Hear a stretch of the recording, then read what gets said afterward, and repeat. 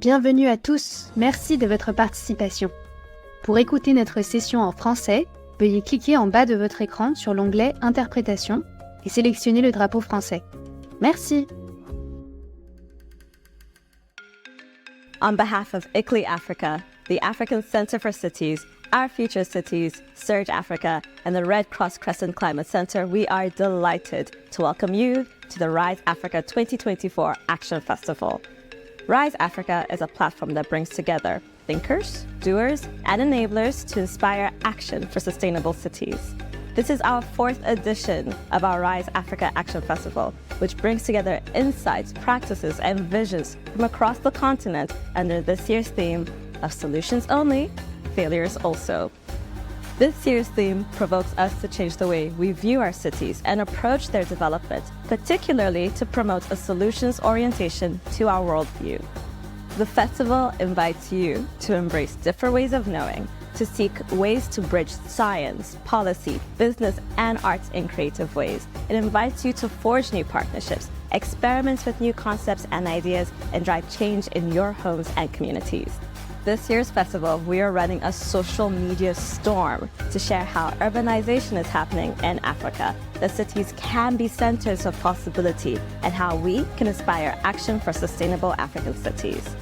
Please share these for the days of the festival, including Africa Day, the 25th of May. As is tradition, we invite you to enter this session in a spirit of creativity.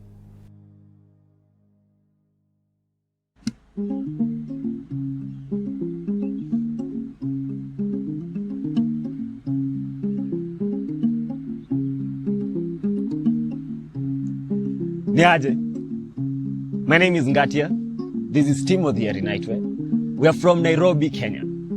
The poem we're about to do is called Ululation.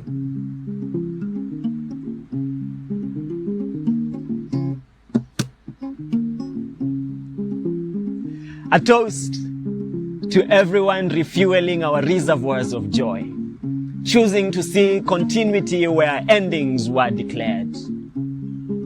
Those locking arms in the face of destitution, embracing hope with easy smiles, saying we will see this through and together. Glasses in the air for the weavers amongst us, threading care into tattered social fabric, from locality to neighborhood to area, all bound together by this magic of community, those rubbing the idea of family like balm into unfamiliar bonds. A dedication to all the dreamers, adding color to the mosaic of our present, birthing new patterns into the spaces where old techniques ran out of steam. Those rebuilding, rethinking, reloving, reusing, redesigning, rebecoming, and sketching out fresh layers onto cities that were handed to us. May our trail inspire passion in those that follow our footsteps. Asante sana.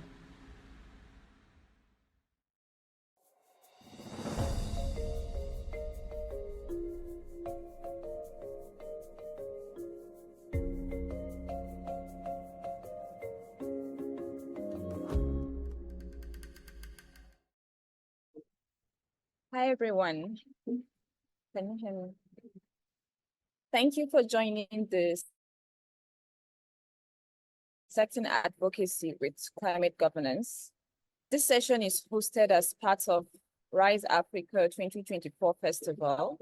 The session would center discussion on the need to move from approach that takes a long-term vision of change from a local perspective through a systemic alliance with state actors is crucial to achieving both state and international.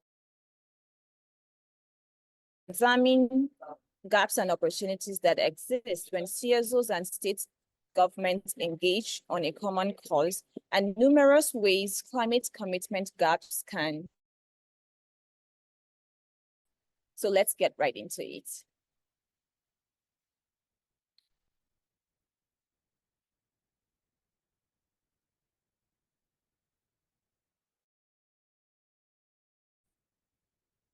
So now, who are Surge Africa and what do we do? We are a regional civil initiatives aimed at addressing critical issues of climate change. Our work is centered around policy, media, and resilient development. Quite a number of countries, both in Africa and Latin America.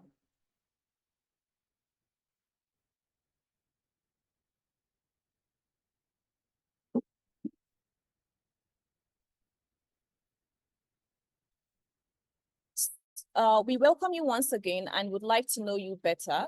Please drop your name, organization, roots. So we need your name, the organization you are representing, and to add more edge to it, we that you drop the name of your favorite African fruits.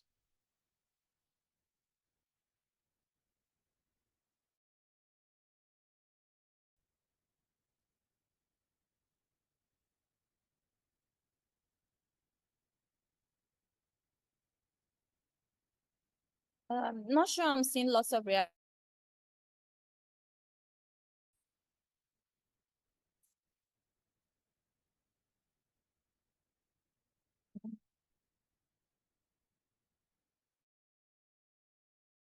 To introduce themselves, their organizations, and the name of their favorite fruit, we would move forward in the interest of time.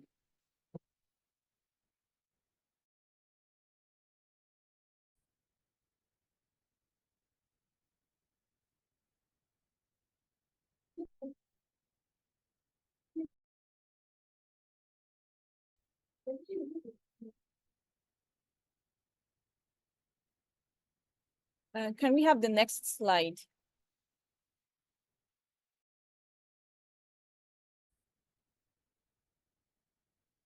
So some few housekeeping rules before we move to sort of keep the conversation floating. It's by raising your hand. This is for when we open up the floor for question and answer. And for on the participants bottom, and you see the blue button called raised hand. And you can also contribute to the chat function for affiliations as we've just requested. We also ask you to stay muted throughout the meeting, but please do unmute yourself if you have any questions or contribution during the Q&A. Issues during the conversation this morning, please privately message Luca from the Rise Africa or any of the Rise Africa name tags there, or Fatima. There's an email available. Thank you so much once again. Can we have the next slide?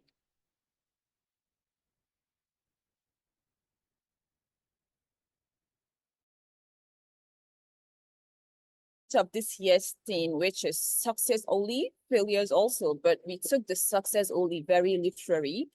We wanted to use this opportunity to share some recent successes we have recorded in an area that seems quite gray, especially for civil society organizations in Africa. Directly with governments, especially at the state level. So some of the key things or key areas we're going to explore today are our success story as an organization on engaging with state actors, the Kano Declaration on climate change, and then we move on to our best practices state actors can adopt to integrate partnerships between CSOs and government entities, and the role climate diplomacy can play in facilitating robust adaptation and development finance. Is Nasrin Alamin, and I am also the founder of Surge Africa.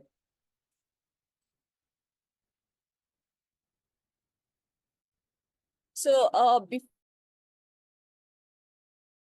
to do a little poll by using the chat button. So we would like to get everyone's perception about civil society engagement with state actors or government like you to respond to. The first is, have you as an organization or an individual engaged with state actors state actors, meaning government entities or government officials, the climate action or otherwise. So we would like to know if you've ever interfaced or engaged with any government entity at any level. And so is it yes, no, maybe? So if you would kind of no or maybe, so that we can move on to the other question. Thank you.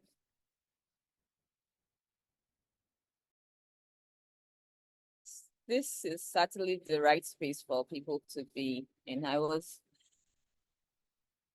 sort of silently expecting a lot of maybe and no, but okay, great. It seems like a lot of yes coming out from the audience, which is great. So the next question is,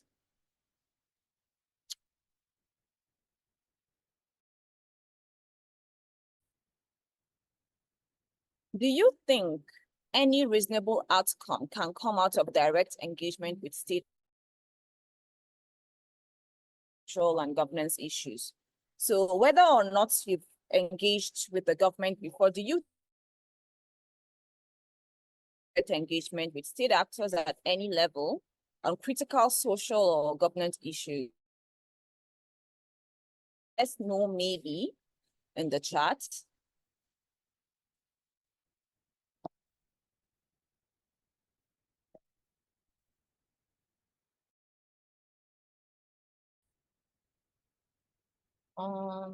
We're also getting a bit yes. Someone is hopeful and yes, but difficult. Lots of optimism. Great. Thank you guys so much for responding to this. Please say maybe, because I also have a level of skepticism towards the government. But yeah, let's have them.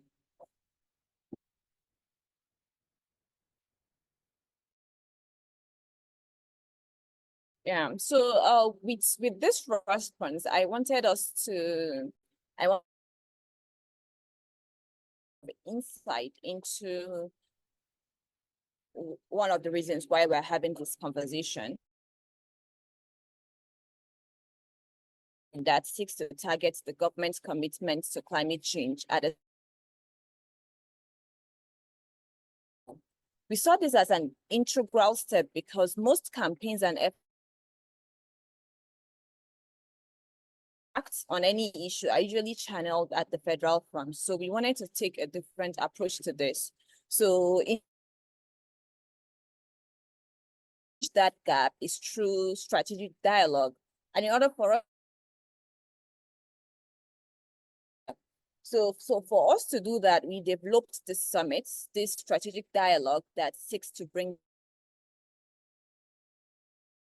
that is the Northwest Commissioners Summit on Climate Change. So what we did was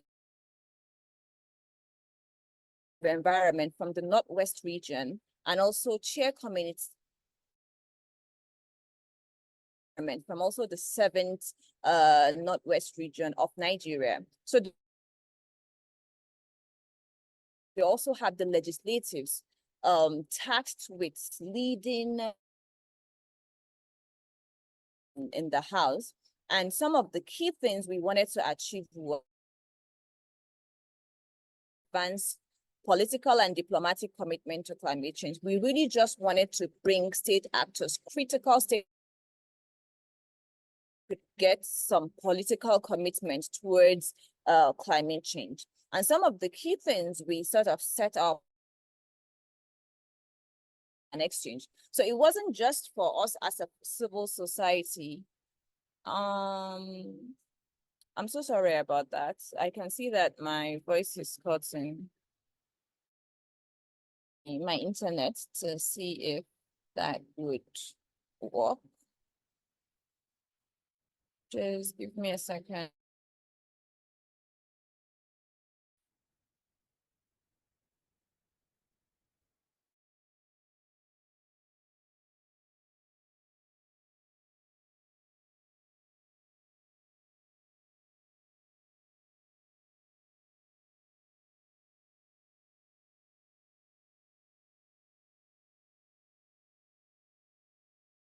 I've just switched thumbs up if you can hear me. I could also opt to turn off my camera if it would be of any. Sound is coming through nicely. Let's try it for a bit and then we can see. Great, thank you. Thank you for that.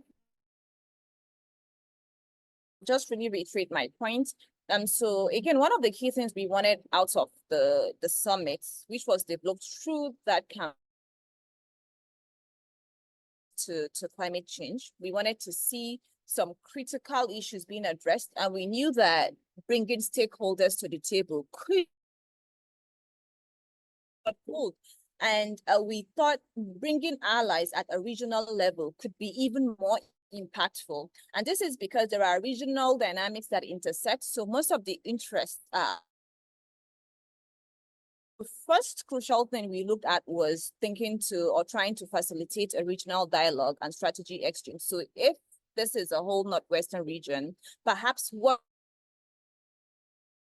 or the other state, even if there needs to be some tailoring, we also wanted to establish, if not us, and even if not them, there could still be a platform for civil society and digest crucial issues. So the two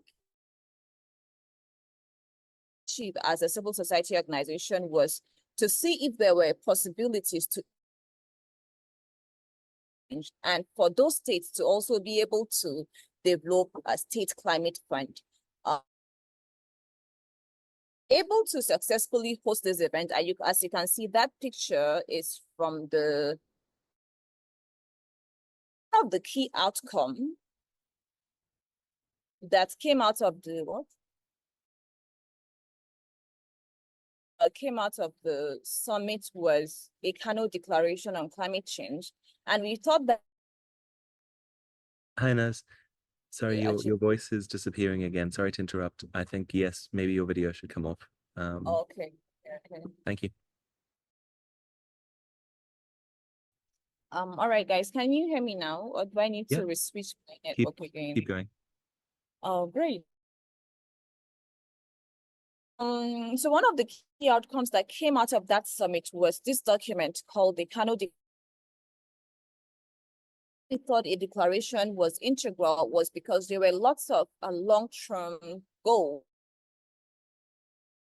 Also thought we needed a short-term goal, something that all key stakeholders return to their respective states. And this declaration was a 7-point there signed, and it's sort of centered around adaptation, finance, sustainable development, climate security, collaboration, and evaluating the progress of the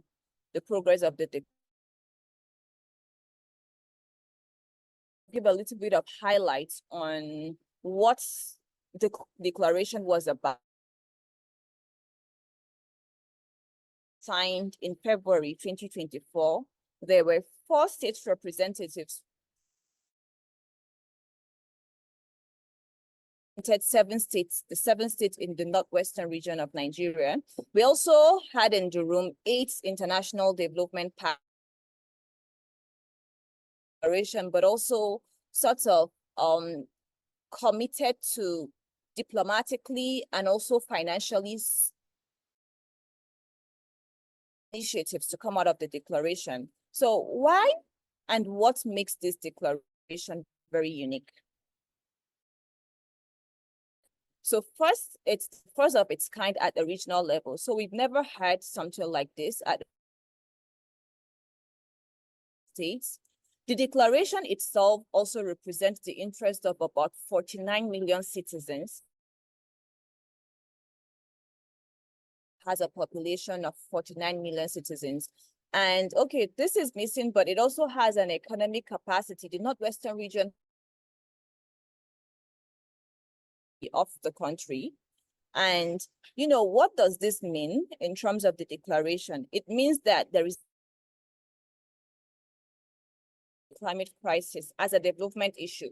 So one of the key things we pushed during the summit was to ensure that stakeholders understand that climate change is also a development should be addressed with the same level of priority. It also paved the way for as they agreed to develop state climate action framework for their states at a very state level. There was also a general consensus to initiate state climate fund outcomes that came out of the Kano Declaration on Climate Change. And this is also to sort of lay of the discussions we'll be having with two of our esteemed speakers. So given the poll we've heard earlier on, we would like to sort of get a little bit of but we also thought as an organization, given that this is a festival that focuses on success, how government engagement between civil society organizations and state actors can be integral if planned accordingly, if given the right outcome, and if done in a manner that acting different. So we're going to move on to a poll and then get one reflection from the audience. Then we move to the speakers. So Surge Africa's efforts in pushing regional governments to adopt a declaration on climate change is unique and might be difficult to replicate. So friends in the chat, you could send yes, maybe, no, it seems achievable. Then we can move on to think that what we've been able to achieve over the past few months through consultation and bringing state stakeholders together. Do you think this is such a unique, difficult to replicate, or that no, so many other entities can be able to achieve this?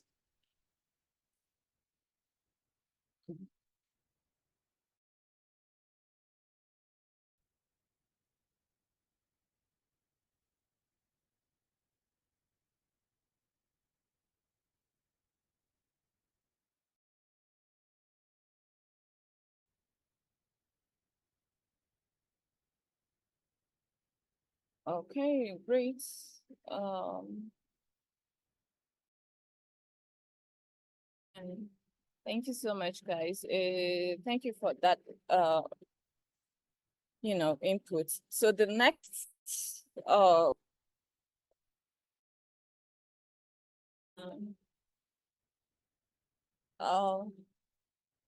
the next question is asking directly to the audience.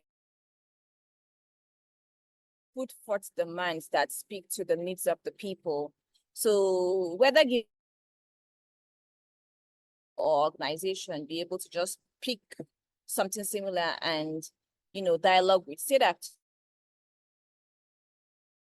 No,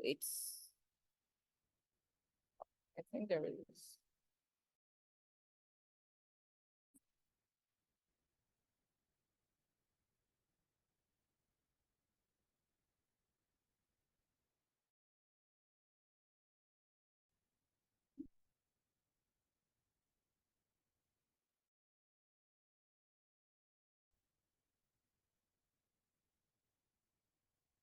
Okay, lots of thank you guys for that. Of the session by introducing the speakers for this session. Also to keep in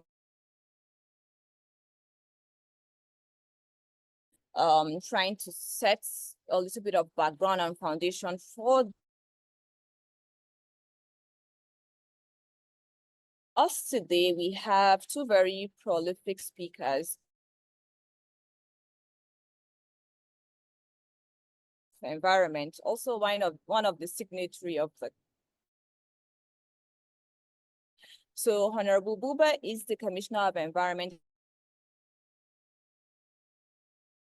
There's years of experience as a finance analyst and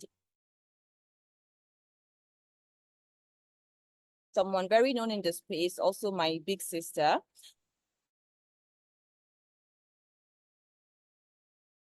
Initiative. So Hafsat has achieved many feats that when I was trying to down a lot of things, but just to a little bit of insight, she is one leaders initiative outside of being the president of Women in Africa initiative. She's political leaders. So I thank you very much to both of our speakers for joining us. And we look forward to having. I would also like to let everybody know that the floor of the session we're looking at achieving this today is for be able to get lots of reflection from the individuals that have joined us. Abubakar Buba, because he has indicated that he needs,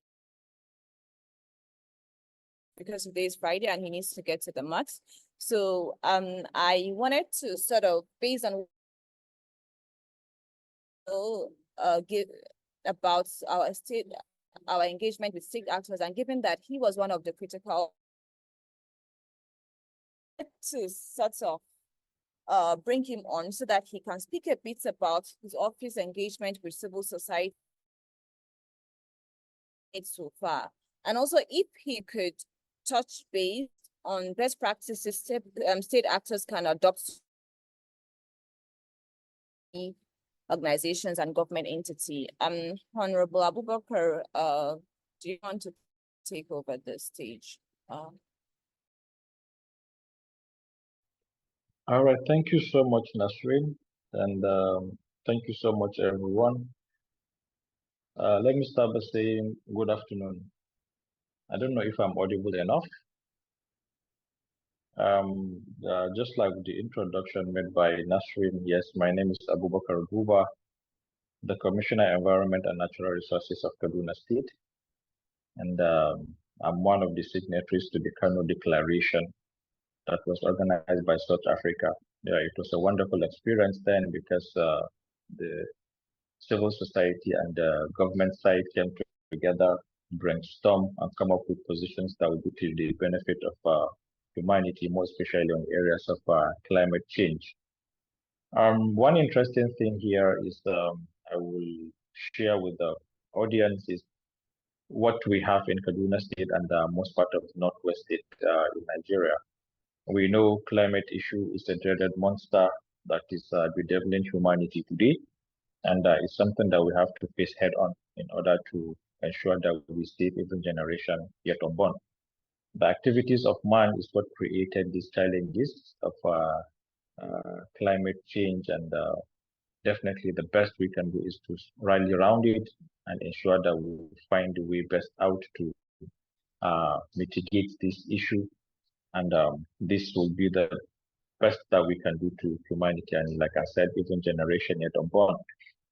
From the side of the government, now it has been established that the government cannot do it alone. But if we all come together, both the government and the civil society organizations and non-governmental organizations will be able to summon the challenges and come up with better options that will allow us to deal with this matter the way it should be. From the side of the government, like I said, in Kaduna State, a lot has been achieved. And I know because we share notes with most of the commissioners of environment in the Northwest region, not even Northwest in the entire country, Nigeria.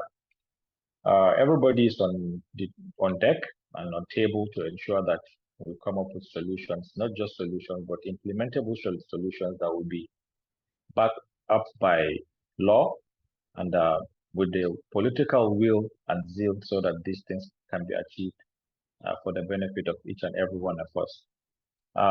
As you know, from the government side, there are some things that really it is the government that needs to do. so that we'll be able to achieve the desired result at the end of the day of having a better world, a better earth that wouldn't be sick because of the challenges of climate action or inaction of humanity that is caused. First, we know from the government side, it is expected that we should have a very good regulatory framework. That is the establishment of laws and regulations that will be the basis for the operationalization of any other issue that will come up on the aspect of climate change mitigation and the adaptation policies. This cannot be achieved until even at the side of the government, both those in the legislative arm and the executive arm work together, because it is the responsibility of those in the legislative arm of government to ensure that these laws come on board, because they have that constitutional right. From the executive side, ours is to implement and ensure that it is implemented well. So if both sides come together, this will surely lead to a very, very good result at the end of the day. Also, there are some things that the government needs to do in order to curb these challenges of climate change. For instance, we can have policy incentive on tax credit when it comes to anything, or tax grants when it comes to anything that is climate related. The government can do more subsidy on the either importation of issues cross-border that has to do with climate reduction. Within the country, even or within the state, in terms of our locally generated revenue, we can give tax credits or tax incentives to anybody that is coming up with any issue that is that will lead to the reduction of either carbon emission or anything that will lead to the reduction in what we are having today as challenges on our day-to-day living that cause challenge on the climate issue. Also, I think we need more of public education and awareness, because as government, at more especially local level, that's now I'm talking about the local government level, we need to scale down the awareness of what the challenges of our climate issues are. And there's this issue we are doing in Kaduna that's in collaboration with Kaduna State Ministry for Education. That's we call it Catch Them Young. We try to organize societies and clubs on climate issues, and then we're looking at how it can be incorporated into the curriculum activities of our younger ones, so that they will grow up with the necessary information they require and what they need to do in order to mitigate the challenges that we are being faced with. Thank you so much for I think one of the things that raises, when you emphasize that the government acknowledges that it needs to work side by side with civil society, scaling down awareness of climate issues, especially at the local level. So thank you for that input. We would definitely get. I was wondering if you could come on now to sort of speak more broadly from your experience, both in the are some critical measures that need to be taken to ensure strategic coordination between state actors and civil society organizations to issues such as climate change. Well, thank you so much, Nasrin. If I may get you right, because pardon? This question is for Hafsat. Okay, sorry, thank you. Nasrin, I'm concerned that if Abubakar is going to leave us soon to go and pray, I think we should take his input now, because we may not be able to have him for long. Abubakar, are you still there?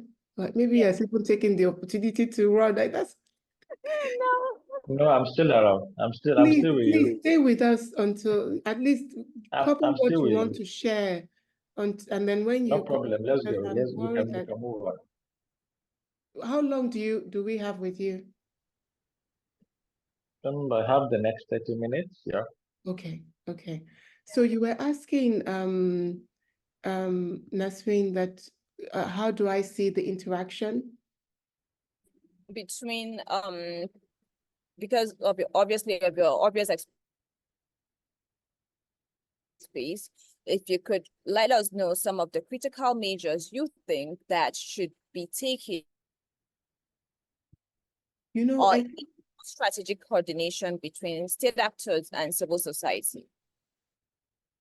Thank you for the question, Nasreen, and also, even more importantly, thank you for the effort to convene this dialogue and between us within our communities, because I think it's always important to align our thinking and to all have to come to a common understanding. I think that one of the, first, let me quickly introduce, I'm wearing this pin, which is the dandelion. I think Nasreen also has one, but I'm sure maybe she's not wearing hers today. She might even have lost it, and I have to get her a new one. It's Project Dandelion. It's a campaign by that was initiated by Mary Robinson, the former president of Ireland, and also the High Commissioner for the UN, former High Commissioner for the UN Commission for Human Rights.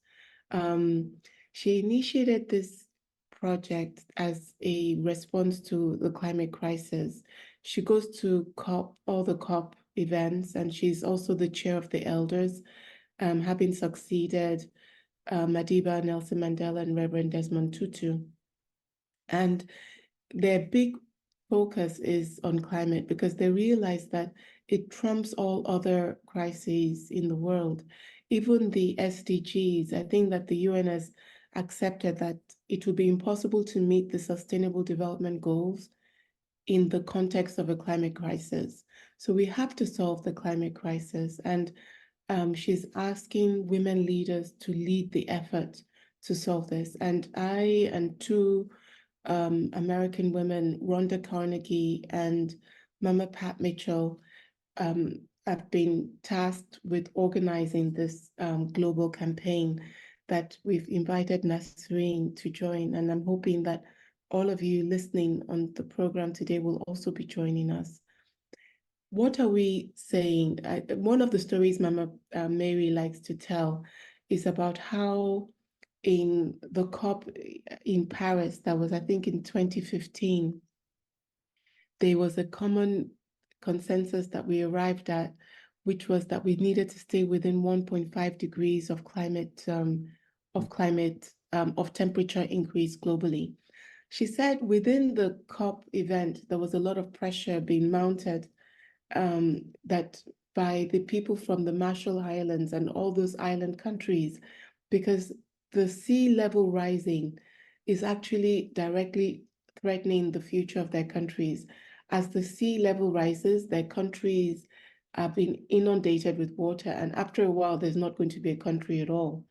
So they were asking the people within the COP, the Conference of Parties, all the national governments, to do something before their countries disappear. And outside in the streets were a lot of popular movements, all marching and challenging the governments to act. And it was this coalition of internal pressure and external pressure that got the agreement that we would stay within 1.5 degrees of temperature increase. And within our own effort at Project Dandelion, we saw this as an indication that if we want change, we need internal and external pressure.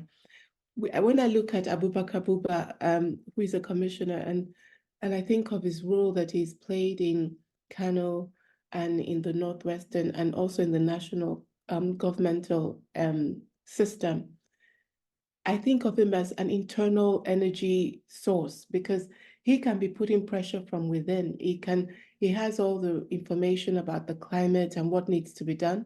And he can be encouraging all his counterparts within the cabinet in Kano, within the regional system, within the national system, and even possibly in the continental system.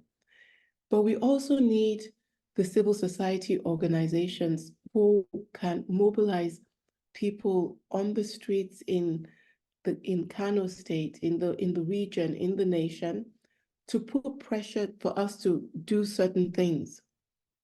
Because the truth is, the government is completely overwhelmed with governing. I mean, there's so many problems, especially in Nigeria.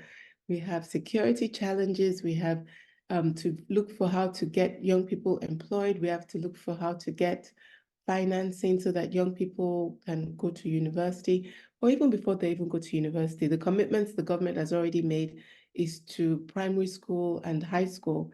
And even those commitments, the government struggles to fulfill. Talk less of this additional challenges of climate.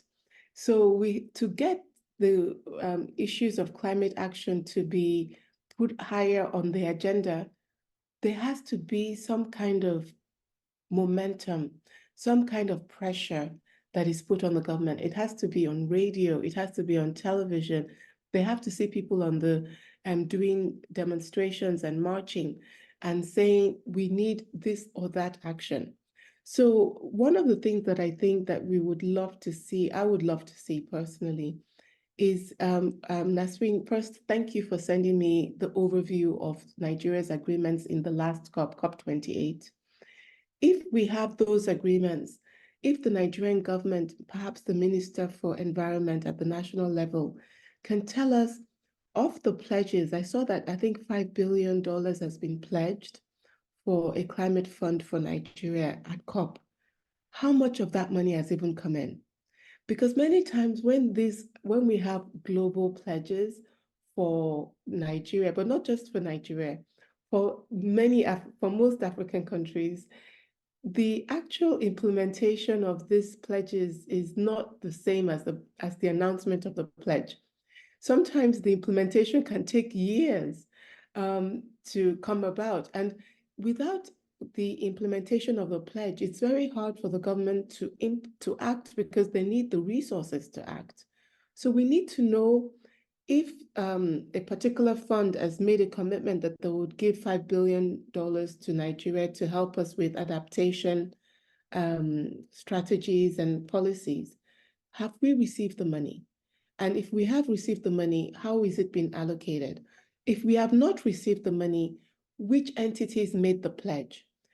Because even though we in Nigeria, civil society in Nigeria cannot maybe influence a global fund, Nasreen, all of us here in this forum, we have partners, women in connected women leaders. We have like 800 member organizations that are, and even leaders in governments who are members of our coalition, who we can talk to and say, so much was pledged to Nigeria by X or Y.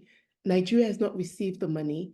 Nigeria needs to receive the money because Y and Z, because we want to do so things, and we're still waiting for this money because because sometimes it's not enough that our government speaks to other governments, because those other governments also have their own list of priorities. We can use our civil society, the fact that civil society is not just national, it's global. We can use the muscle of the civil society movement to push up Nigeria's demands on the list of priorities of these global funds so that Nigeria gets the money it needs to implement a lot of the adaptation strategies that we know needed to be implemented yesterday. And this is one of the things I would like us to do. So I'd like the Nigeria as a country to work as one unit. Nigerian civil society working as one unit with our government so that we can produce the results. Because the truth is, the Nigerian people don't really care how we produce the results. They just want to see the results. They want to see the energy transition. They want to see that they have access to clean energy. They want to see that they have access to clean water and sanitation, that they have adaptation strategies in place when there's flooding. There are places where people can go for safe housing. That's what people want. People just want results, and we can deliver those results to our people, but we cannot deliver them if we keep working in silos. Yeah, I completely agree for that, Hafsat. So I'm keeping my camera off because my net. Thank you guys so much for that. But just to reflect a civil society and government aligned, following up with issue that has been raised on different occasions, especially during COP or after COP, the national governments coming to say we've declared partnership with a certain country to see this get that other international government gets away with the credit of all for doing it itself, but for saying that they would do because of, oh, we've actually said or done this for been achieved. So with this in mind, I was wondering if Honorable what have said in this regard, because I was wondering, you know, if this kind of scenario, for instance, the money being declared to Nigeria. So how does international declarations like that, this kind of engagement at an international level, implement adaptation measure? Because I would assume that some of these things, you know, its capacity to implement adaptation, something that might actually never come. So how do you think this affects sort of recommendation would you give so that we are able to address this, even though, you know, I think of reaching out to spaces of people in leadership to say that we need you to follow up on this, but what other measures do you think should be done, and how does this affect this measures? Thank you. Well, thank you so much, Nasrin. Though I think your network is not too good because you've been breaking, but I was able to pick some things from what you said. Issue of following up on the commitments and funding to ensure that we get it and then utilize it the way it's supposed to be.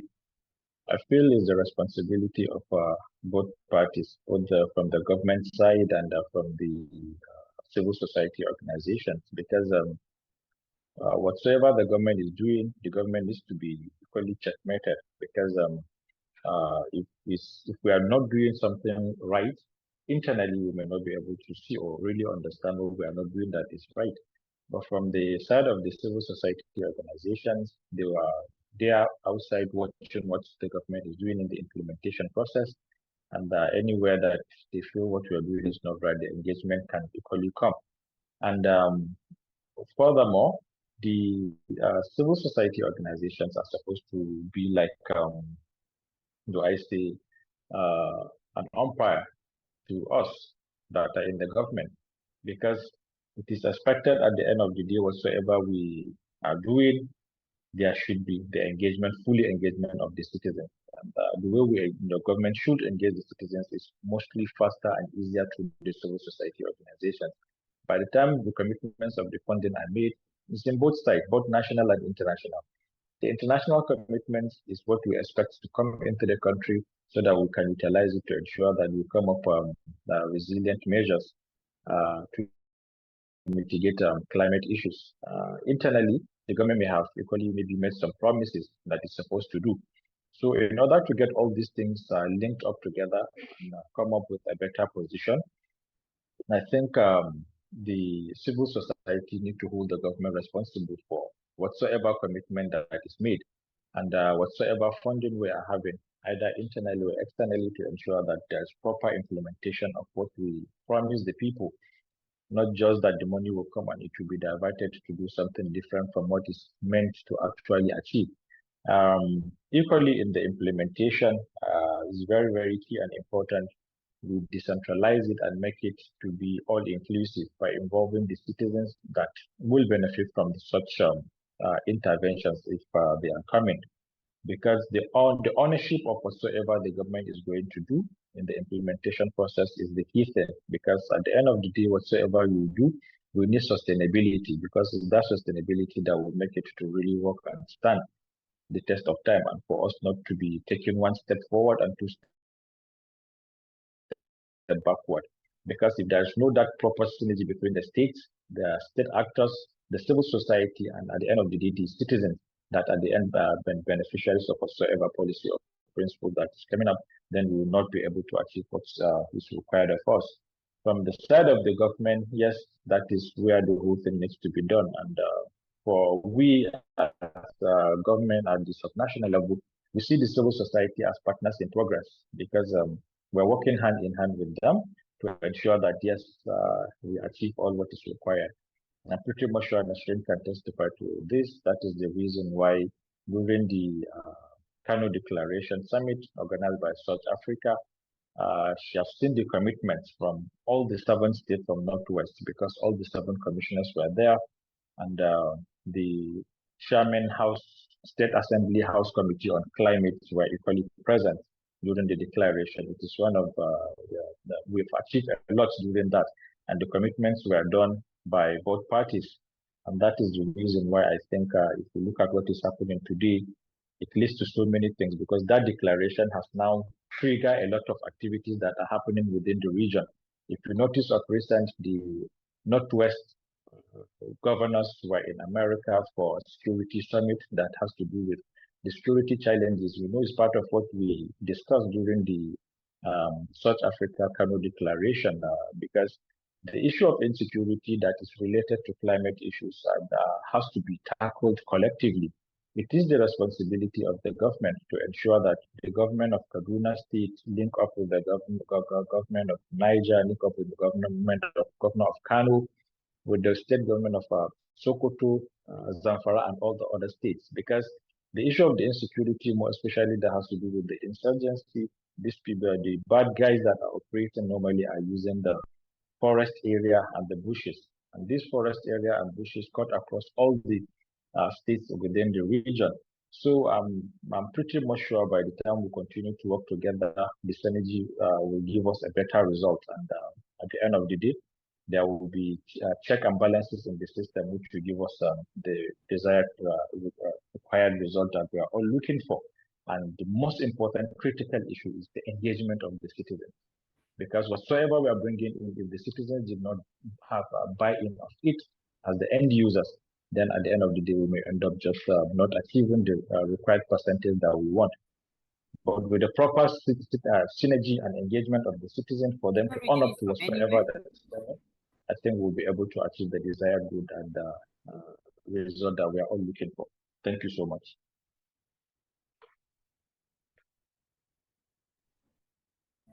Thank you so much, Honorable Uba. This is Nas. I'm speaking. Her internet would be better than mine, but it's still reading.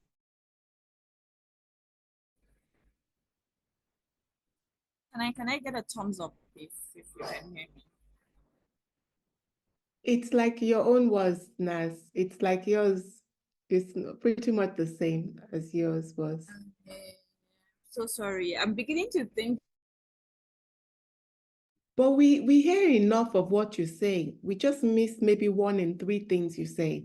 And from 1 in 3, it's not enough for us to not hear you. 2 in 3 is right. It's enough. Don't worry. Thank you so much, guys, and thank you, Hafsat, for the understanding. So I understand time is against Honorable Buba. Really just want to applaud some of the thinking that he has, especially around stakeholder engagement, and also the fact summits that we hosted triggered quite a number of regional activities, including issues around security. Also, generally speaking, on security in the region was one of the key outcomes in the declaration.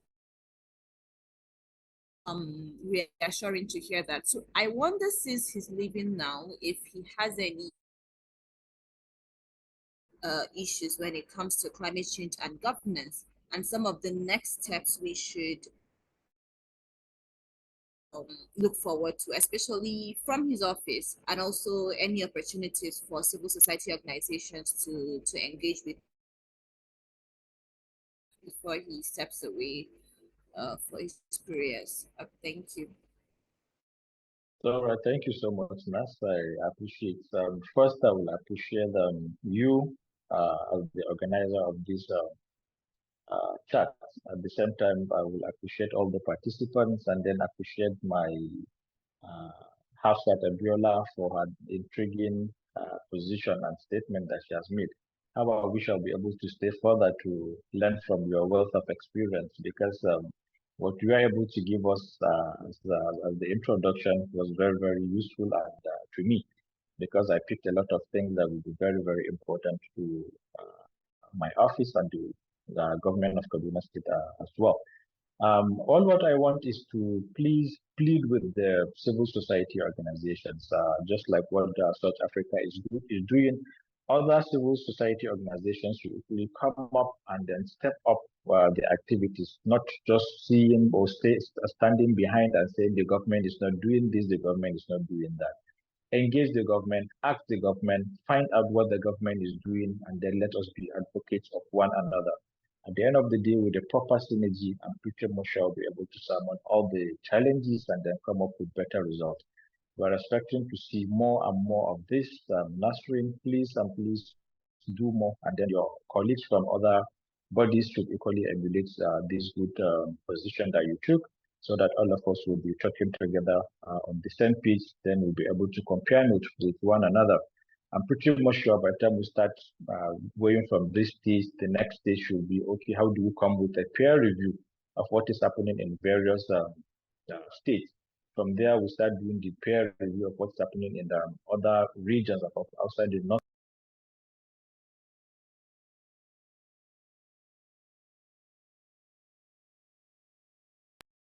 Can you please start appearing with what's happening in the globally so that at the end of the day, all of us will be on the same page on what is happening then.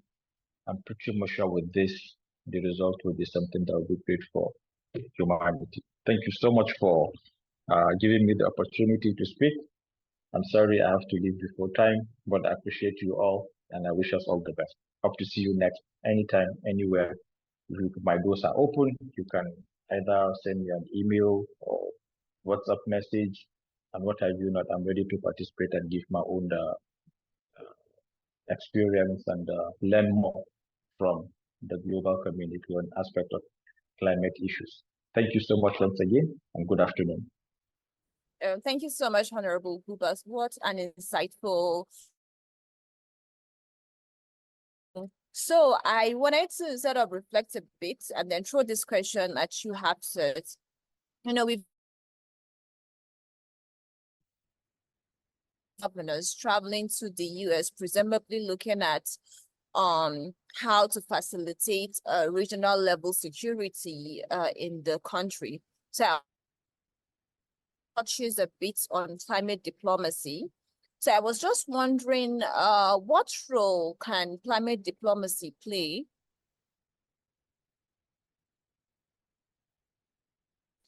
and how do you think civil society organizations can work alongside state actors? So thanks for your question, Nasreen.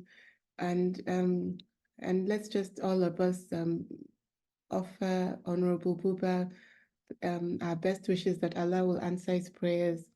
You know, it's really just the fact that he's, you know, we're all supposed to be like him, all the people that follow Islam and be off to go and, but he's a good role model. What I wanted to say, Nasreen, really is that security is local, and we know that. We know that, and I think when, if you recall that during the time of President Buhari, when he was interacting with, he shared the story. He said one of the governors came to see him and was talking about security issues in his state.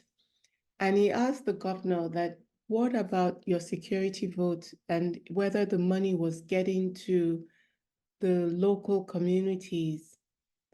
And I don't know quite what he said, the governor said in response. There's a security vote that is supposed to go to all local communities. And when states allocate the money as they're supposed to allocate it, we don't, it's more difficult for these gangs to take over and terrorize citizens in the state.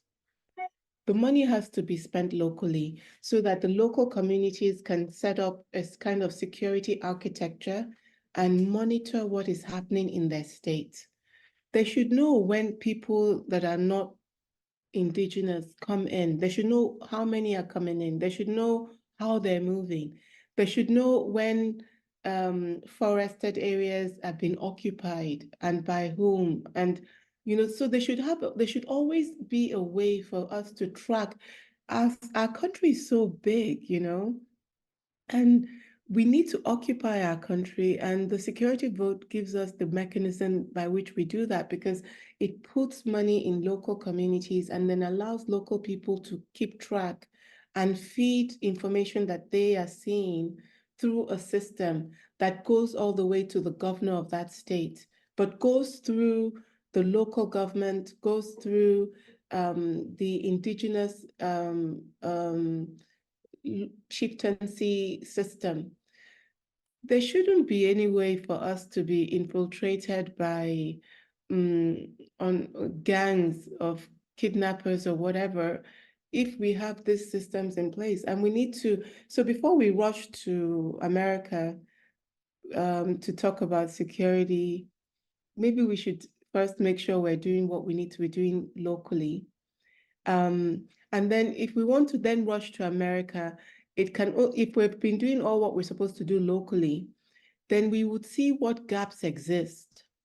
And it's those gaps that we can then rush anywhere to say, okay, these are gaps that we have, and we need this partnerships to address those gaps. I think that in some cases, in some states, those security vote is considered more money for largesse, for just money for the boys. It's not money for the boys, it's to secure the state. And the governors should be held accountable to do that. But I want to more talk about the climate issues, because I think, there are other kinds of security issues as well, like the fact that, all the much of the people involved in the climate conversation are men. If you talk about the commissioners in all the Northwest states, I'm sure that all the commissioners for environment, Nasrin, tell me if I'm wrong, but I suspect they're all men. And all the governors certainly in the Northwest. In fact, I think all the governors in Nigeria are men. So the whole structure, our political structure, is so male dominant, and half the population in Nigeria are women. How are we making sure that the needs of women in terms of climate and the climate risks and climate change are being addressed? And, I think that if you want to, we need to make sure of that, because with deforestation, women have to travel longer to look for firewood. With drought, they have to travel farther to fetch water. So climate is already having an impact on women's lives and also on the lives of girls. So we have to see in this whole architecture of climate, how do we make sure we protect the rights of women and girls? How do we make sure that their needs are being, that we're taking the needs that they have and making sure that Honorable Buba, who we can see is an honorable person that really wants to do his job, it's going to be impossible for him to do a job he's not even aware he has. It'll be impossible for him to address a need he's not aware exists. And I'll just share a quick story from Angola, and this has nothing to do with climate, it has to do with war. Angola had come from a war of independence. And during that war, landmines were put in the land for the war. And then the country said that they had cleared the landmines, and yet women and girls were getting blown up by landmines. And when they looked at the problem, they found that the areas where women and girls were walking to fetch water or to gather wood were not the main areas. They were just like little side areas to go into a forest or something. So when they were clearing the landmines, they cleared the main areas, but they didn't pay attention to the areas where women and girls go. Because of course, when they were doing the drawing of where are the mines, the people sitting around the table were men telling them where the mines are. And where women's lives are is not the same as, does not map exactly the same as where men's lives are. So they missed the mines that were affecting women and girls. So they had to go back to demine those areas. And I think it's an important lesson for us to note, because how do we make sure that the needs of women and girls are also being raised to the top of our awareness, because they are the ones that are going to provide for the families. And so we have to make sure, if we can make them resilient in the climate emergency, that is to make the family resilient in the midst of climate emergency. So Nas, how do we make sure that all the men that are listening and all the women also that are listening are working in a way that allows us to bring forward the particular needs and challenges of women and girls, and to make sure that our political systems that is so male dominant does not then become male exclusive in the way it responds to the needs of our communities? Thank you for that end note. I think that, and also in the region I come from, the Northwest region, there is a sort of really great and gender access to sort of various services, whether at an institutional level or cultural level, exist, and they are being exploited every single day to us. So I think it's really important quite well. So I think that with Namibia sort of captures what we need. And also to sort of recap on what you said with our issues reflecting local ourselves, and try to center the issues that we have within the region before we start thinking around what can another country provide for us in terms of security support for you. And I think there is actually an active effort at the regional level now to convene climate security. And again, just like Honorable Buba said, actually that summit we hosted level, and especially when it comes to climate security and security as a whole. So, but I found ourselves in our issues and identify what the critical entry points are before we seek any. So thank you for that. So just as a reflection and to, if because I know that I've shared the document with you, I'm not so sure if you've heard it, but I wonder if, and also diplomacy, if there are some development opportunities when civil society organization engage with state government. The process that we've started could be emulated across board. This is also one of the questions that I asked. Can this be replicated? So I was just wondering if, also based on your experience in the political need, how do you think some of this relationship can be built, and how do you think some of this engagement can be scaled? Things around that, and then we round up and move to reflection with the audience. Thanks for that excellent question, Nasreen. First, I think also that you're to be commended for coming out with this declaration, and even it would be interesting to hear how you came up with the idea to have that. I think it's really quite smart, because I think the harmonization of efforts is really key to success, and that's what you've done with this declaration. And But I think that, you see, from what I understand of Nigerians, and I was just home, I came back, like 4 days ago. I left home about 4 days. I was in Abuja and then Lagos, but I was only there for a week. Deeply painful to be in such a wondrous, magical country for just such a short time. But I really needed that, even that short time at home.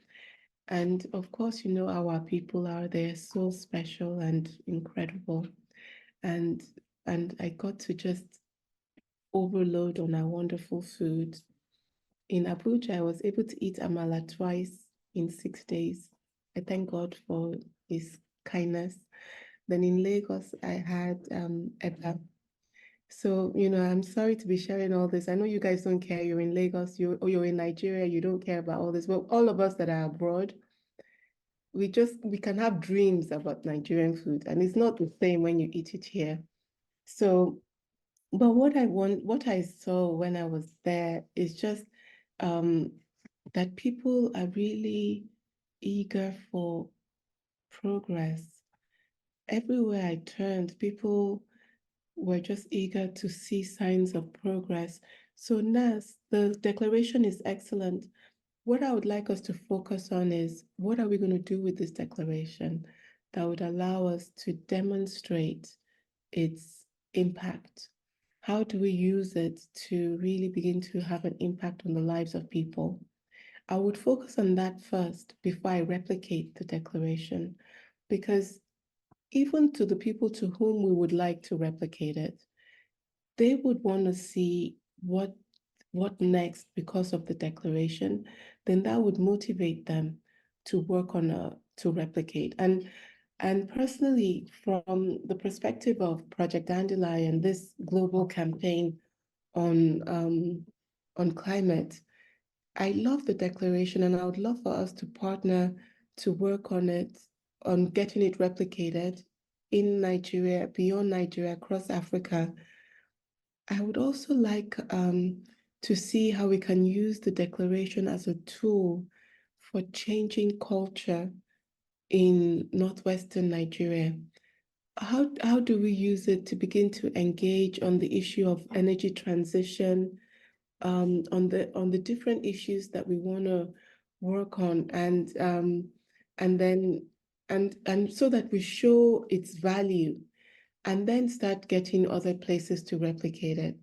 I don't know what thoughts you've had about that and what limitations you see where you would want support, but I'd love us to have that kind of conversation so that we can get to impact and then replication. Thank you so much for that, Hafsat. We actually, just to we had before we move on to Q&A, we actually had a whole dialogue with the regional actors, and we had a sort of like a clear target of what. And currently, we've been working with quite a number of states from those states, a state climate action plan framework. So this is one of actually the key outcomes we wanted to see. And then when you have a state climate action plan, state fund to support it. And I also like to say this, the reason why we set this government, we wanted to override the power of the federal government, because there's actually states a climate change bill. And actually some of the components of the climate carbon offsetting, the red plus, so many sort of ideologies and priorities needs that do not reflect local perspective. So we thought, passed forward by the federal government, and the government way is to develop something else that overrides that power. So the power of the federal government and also international government, a state and its people can do or cannot do, and for the states to have full autonomy to the that the key things we would put forward in terms of addressing climate change adaptation and issues around energy transition. So holistic implementation plan, and we've been working with all of those state government alongside other partners, and also some of the can implement it effectively. So, but I would love to catch up with you on the for raising that questions. I think it's important that the audience know that. So we're going to move on to Hafsat for gracing the space and speaking directly from your experience. This has been going on for an hour. I was wondering if participants can raise their hands. We can be able to unmute you. So you can come in directly by raising your hand, and then we unmute you.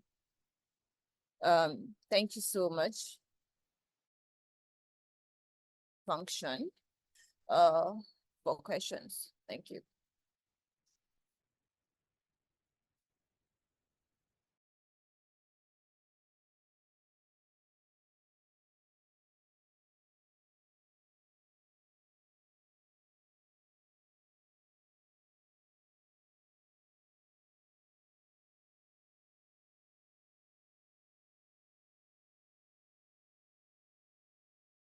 I'm not seeing many name calling people if you don't come on. You could also send your message to the 30 seconds if I don't see any hand raised, and you don't want me to put you on the spot.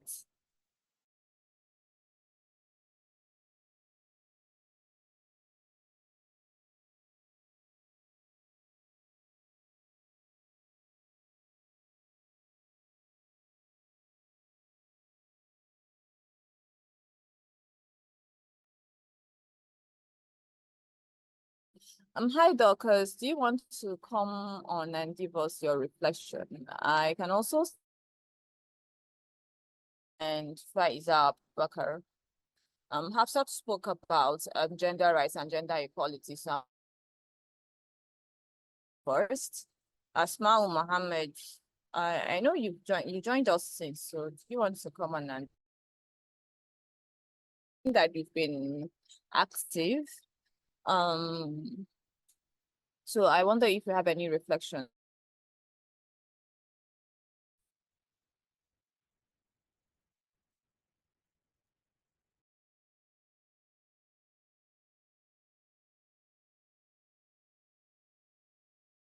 I think it's unfortunate that Honorable Buba couldn't stay, because I'm sure maybe they had many questions for him in his role in Kaduna. I think we could attend Bilkisu on this call. Billy, do you want to come? Or maybe Hello? reflect. We could also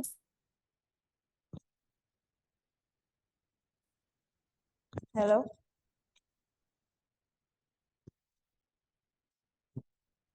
Dorcas, we can hear you. Okay, so I think Mas, you called my name, right? So I should give a reflection on the session or something. Or is the floor closed? The floor is open. Okay, so what I just wanted to say that first of all, thank you for inviting me on this call, and the call was a very insightful call, and like you mentioned earlier on the call, I've had some little experience engaging with state actors, and I just wanted to reiterate the fact that working with state actors is not as difficult as we think it is. It all depends on the approach. CSO needs to understand that you can't approach state actors like you're fighting them. You need to have respectful dialogues with them. And from my experience, most of the time you engage the state actors, they're some of them are actually interested. So like I said earlier, again, it also depends on the political view. So when you meet state actors that already have that political view to listen to what you have, it makes the work easy. It makes working with them easy. So I just wanted to put it out there that more of us CSOs should be open to working with and engaging state actors, because not all of them are bad. Some of them will really help to push the work that you're doing. So thank you so much for this call, and I'm sure it will help many other CSOs and organizations to leverage on the opportunity of working with state actors. Thank you. Thank you, Dorcas. I see that somebody put a question in the chat. It was Bilikisu Adejia. She says, hello, I was wondering if either Hafsat or Nas could speak on how we can scale up the adaptation of more mitigation measures, particularly for women in marginalized communities. And I think that's a very good question from Bilkisu. Thank you. I think we should first, maybe in the chat, you can already put which adaptation measures you would like us to look at scaling up, because I think it depends also on which measures. For example, with the flooding that we seem to experience in certain parts of the country, I was wondering if we needed to maybe, Bilkisu has responded. She says, regarding food security and pollution. Okay, let's talk about that. Then I'll come back to the old question of floods. I think for food security, we need to, there's so much information that we have already in terms of what crops will grow, the changes in temperature and what its impact on agriculture, how some crops will not grow that we're used to eating, and how other crops are more likely to be able to be grown.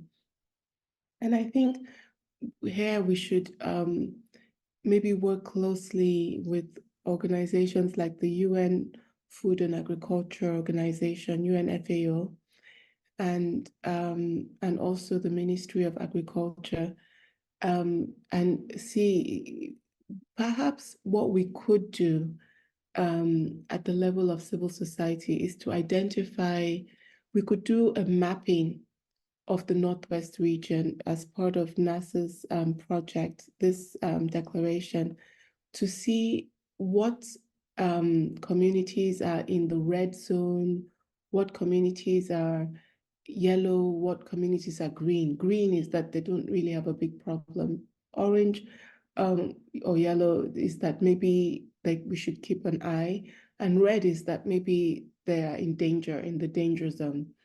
And then begin to do targeted projects for those communities in the danger zone, in concert with the relevant state governors and with the relevant commissioners. And depending on what the challenge is, then we can identify partners.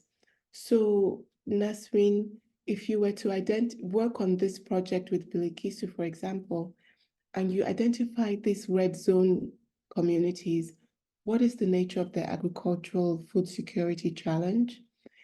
Within our community of Project Dandelion, we have some partners like Gates Foundation, and they have projects in agriculture in Africa. For example, in Ethiopia, excuse me, I'm still getting over a cold. In Nigeria, in certain key countries, they have major projects. So maybe we can go and talk to them about these, your red zone areas, and we can start with a pilot in just one to see if we can address the food security challenge in just that one. And if it succeeds, then we can scale it and we can do a report. So I think that's what I would like us to use. I'd like us to use the declaration and the coalition that has formed around the declaration to allow us to work in a systemic fashion on climate, because climate is a systemic problem. And then you also mentioned, Bilkisu, pollution. So if you're talking about perhaps the use of wood for fuel, which is could be more polluting than the clean energy options for cooking fuel, or and we could have clean energy options. There are organizations globally, and even now in Nigeria, there are organizations like Solar Sisters who are working to help people transition to clean energy food sources, cooking sources. So we can maybe look at how we should look at what the gap is. You know, how many communities do we want to, like maybe where is pollution highest? So we target those areas first. And then we say, what would we need to do to bring those areas into clean energy solutions?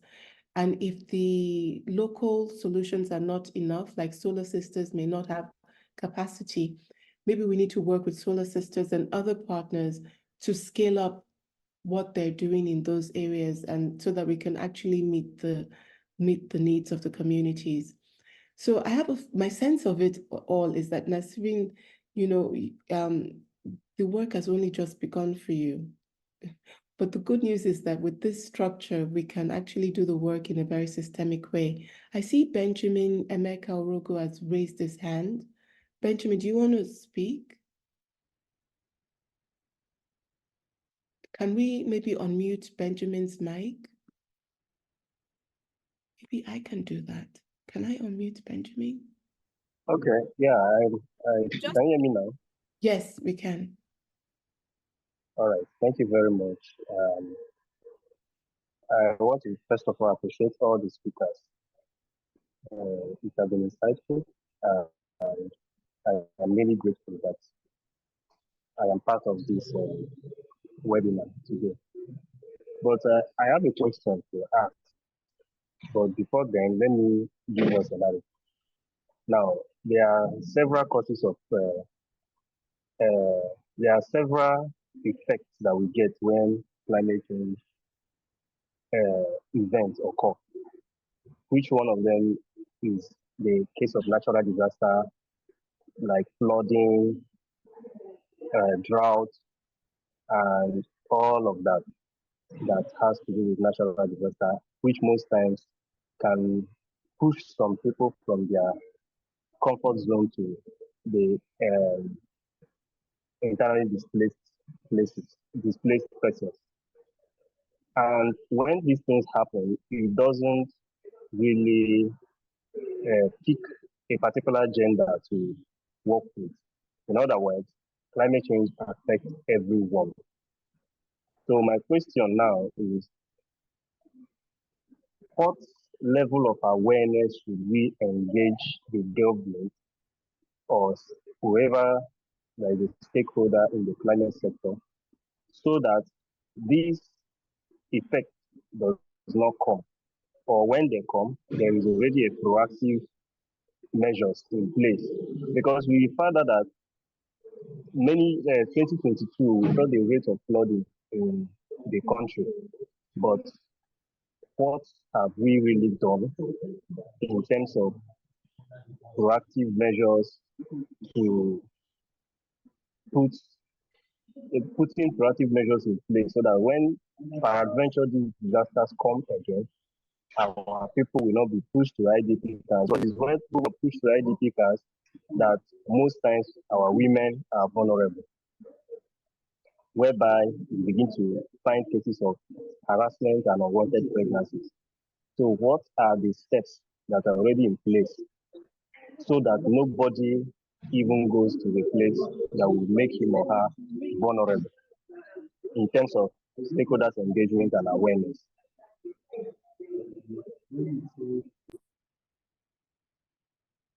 Okay, so Benjamin, thank you for your question.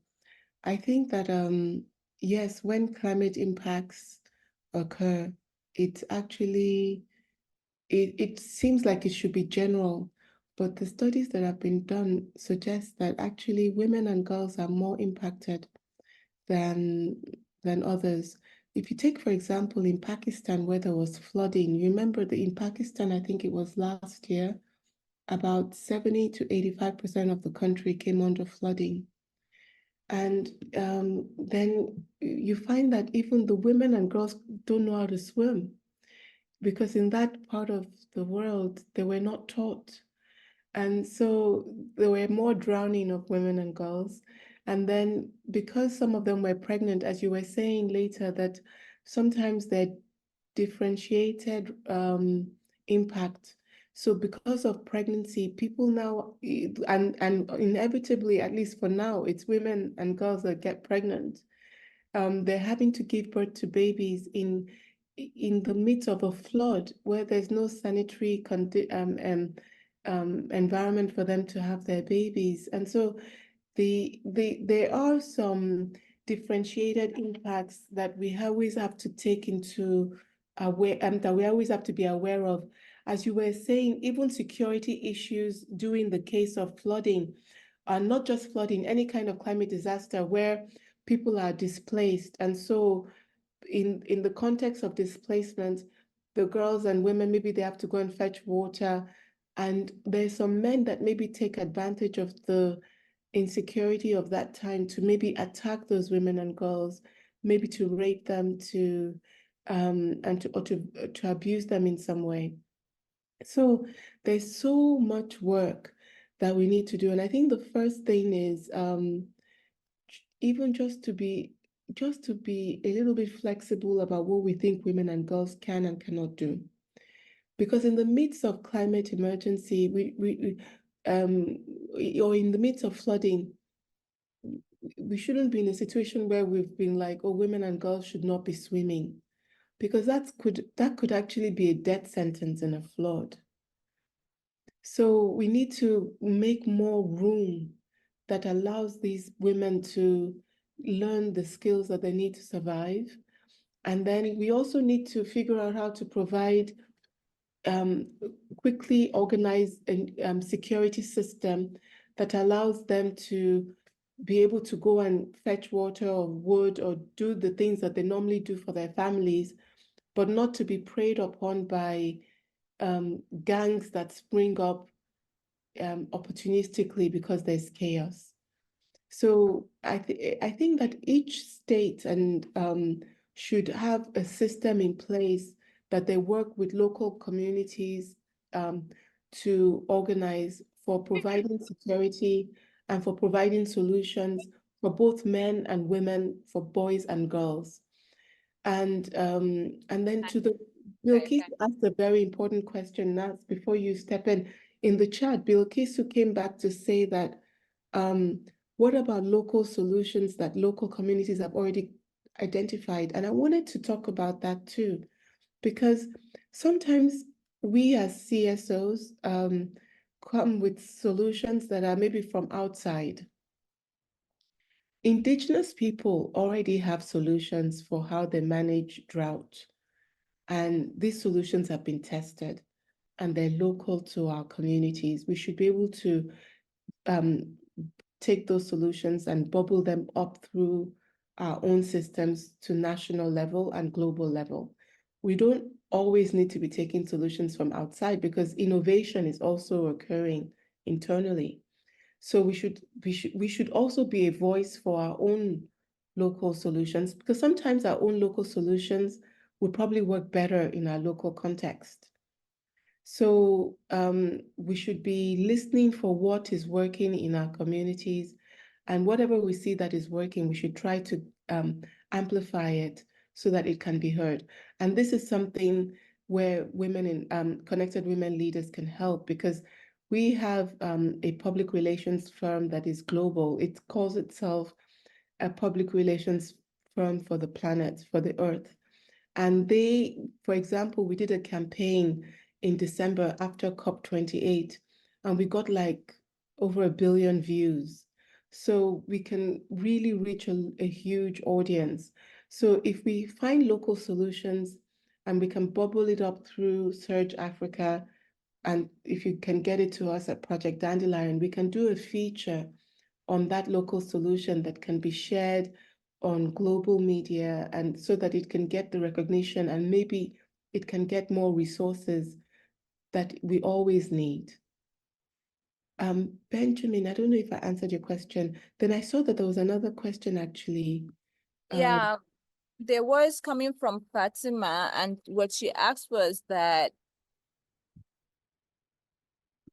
is important in collaboration between civil society and government. I'm sensing what she meant was the manner of approach in which you build relationship, in which you approach the critical issues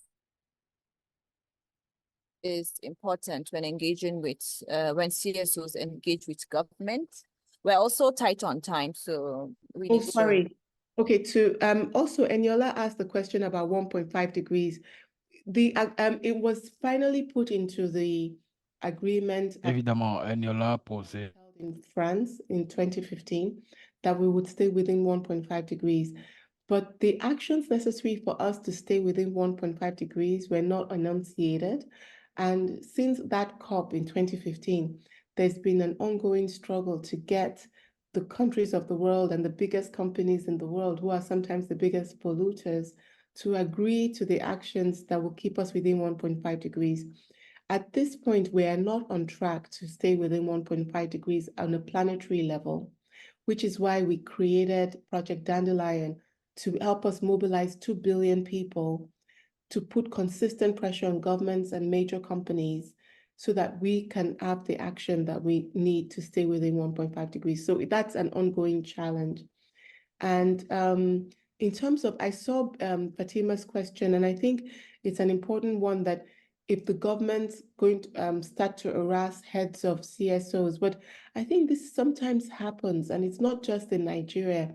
Even in the US, we see at the current moment, not connected to climate change, but connected to the conflict in the Middle East, a lot of pressure being put on heads of NGOs and CSOs around their advocacy, maybe for ceasefire, and even some people are losing their jobs and all of, you see that it's an inevitable part of the struggle for the struggle. And it's, sometimes we don't agree. And when we don't agree, there's going to be some conflict, there's going to be some pushback and backlash. And we just have to go through that storm. But the thing about a storm is that there's the other side of the storm. If we go through it, we will come to consensus, and hopefully the world will have a better position because of the struggle. We can't always avoid struggle, and we cannot, because there's a fear of struggle, say something that is not welcome. Sometimes what we have to say is not going to be welcome. But if we know it's the right thing to say, we must still say it and create the opening, force the opening in the government so that they can make a change in their position that is for the benefit of all of us. Yeah, I agree. I think it's also the reason why there are so many movements that sort of rally around not necessarily climate action, because when you speak about justice, you're talking about Sorry. You're talking about economic equity, you're talking about social cohesion, you're talking about rights, the right to live freely, to drinking water, to an air without pollution, the right for people to decide whether their land would be extracted or not. So cases, so many people can be able to resonate with some of the conflicts going on in the Middle East, because it's not just really about the conflict people, as displaced people or as migrants having to experience the same, or as people with colonial history, or now struggling with neocolonialism. So I think there is also sort of that element or affinity among movements. And I think this is sort of where that starts when you speak on issues like that. So we have definitely reached so much Hafsat for staying with us all through, and for truly taking this up very robustly. Thank you for responding to all of those questions and have stayed with us throughout the session. Thank you so much. And this has been a very insightful and having to hear what people think about all of this process, and to also gauge reaction or perception of individuals through the polls that we have. And exciting and enticing, also very educative session for us all. Thank you so much for not only joining our session on intersecting, but also joining the Rise Africa Festival. Thank you guys so much. And also thank you to the Rise Africa team for, doing all of the backlog and also supporting all of the technical so much. We would. Honorable Buba is back. I just say goodbye. Back. Is he there? I just admitted him. We only have 1 minute left for this session, and I don't see him here. I just admitted him. Wow, maybe. Yes, here he is. He's logging in. He's connecting to audio. He's connecting to audio. Still connecting to audio. Goodness. So I think in the interest of time, we might have to. There is another session after this where they would also need to, because this is a festival and it's. Yes. But I would say that if anybody has any specific question to Honorable Buba or Hafsat, so we would also reach out after this call to provide a contact point. So if you have any that it gets answered. Thank you so much, everyone. It's been such a delightful time with you all. Take care of yourself and happy.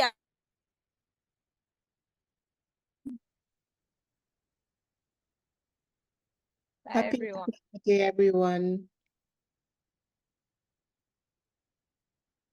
Yeah, I think I'm back at the right time. Yes, you're back, Honorable. Welcome back. Thank you that we are rounding up. Thank you so much for having you all. My pleasure as well. All right. Any final words before we close? Yeah, it's been a pleasure being part of this great body, because I've learned so much from you, more especially Hafsat Biola, and you, the organizer, Nasrin, your team, and all participants. You guys have really done well. And like I said, be rest assured of our continuous commitment in this aspect of ensuring that we have a better future for the upcoming generation. And we'll work together with synergy to ensure that we have a better result at the end of the day. I wish us all the best. Hope to see you guys soon at any time. Thank you. Thank you so much for that end notes. It's been a pleasure. So having you have set up well. I'm looking forward to seeing you in the next couple of weeks, hopefully. So thank you guys so much. Bye. Sorry, thank you. Yeah, bye. Bye, everyone.